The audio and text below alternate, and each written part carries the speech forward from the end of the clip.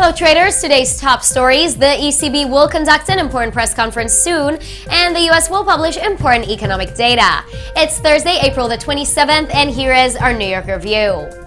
Wall Street sold off slightly on Wednesday. However, the decline was not significant when measured against the amount of overall buying the equity markets experienced to start off the week.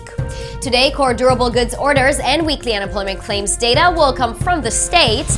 Tomorrow, an important gross domestic product result will be released. The Trump White House released its tax outline for corporate America yesterday, and if it can pass congressional voting when the time comes, it could have a big impact for investors. U.S. investors will have their risk sentiment tested today and tomorrow as important economic data and corporate earnings make their way forward. The Hang Seng and Shanghai Shenzhen composites reversed in late trading and finished with gains after opening in weaker territory today. While the Nikkei and Topix indexes both declined on cautious selling, the yen has held steadily onto its weaker range. The Bank of Japan surprised no one earlier today when they kept their key policy rate intact. However, the Bank of Japan did turn a few heads when it admitted inflation data has not been as strong as they would like. Industrial production figures will come from Japan early on Friday, and it will be of interest to see how the Asian markets finish the week after what has been a relatively positive short-term time frame of increased risk appetite.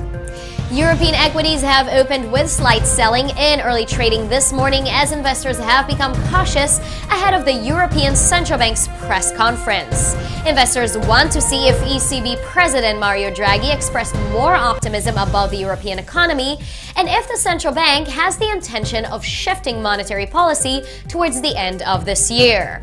German consumer climate numbers have come in better than expected today with an outcome of 10.2, which beat the expectation of 9.9. The euro and pound have begun to range trade the past few hours as investors have begun to position themselves for the fireworks, which are certain to take place in Forex and CFDs this afternoon because of the ECB press conference.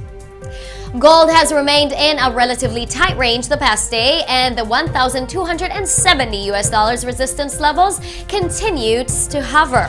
However, downside pressure has dominated recently for the precious metal, so the $1,260 an ounce support mark should be watched too.